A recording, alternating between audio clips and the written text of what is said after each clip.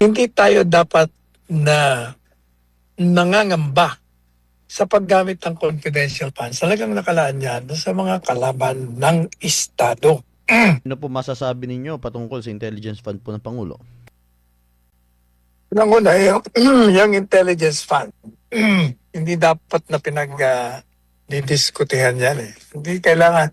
Kasi yung commission on audit, meron silang mga prosedimento dyan para matukoy mo kung nasa tama ang paggastos yan o hindi. Pangalawa, yung confidential funds, talagang yan ay nakalaan sa mga kalaban ng Estado.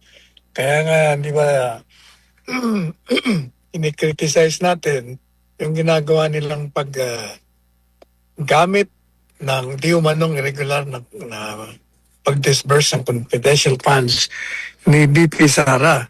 Gayong wala namang irregularidad dahil sabi mismo ng Commission on Audit. So madalit sabi, hindi tayo dapat na nangangamba sa paggamit ng confidential funds. Talagang nakalaan yan sa mga kalaban ng Estado. At yun namang isang nagkukomentaryo, remind din itong mga analyst na ito. Most of them are not also using their common sense. Sabi nila, bakit tayo nakaalay sa Amerika, hindi natin alam ang giyera? Baka akala ko ba na meron tayong intelligence. Unang-una, hindi mo kailangan ng intelligence. Alam mo ba kung bakit, Franco?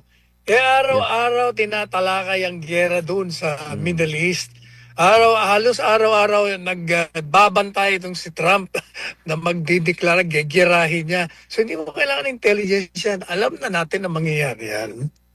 Kaya nga hindi ba sabi natin, matagal na yan, 5 taon na yung away na yan sa Russia, sa Ukraine, sa Iran, sa Israel, sa Hamas na yan. Alam na natin yan. 5 taon na nga eh. Kaya dapat napaghandaan na natin lahat yan. Pero hindi. Nakatutok masyado sa pagpapatanggal kay BP Sara bilang presidente, pag-disqualify sa kanya bilang kandidato. At ang pagpapakulong kay Presidente Duterte, yan ang inatupag nila. Kaya hindi handa ang gobyerno.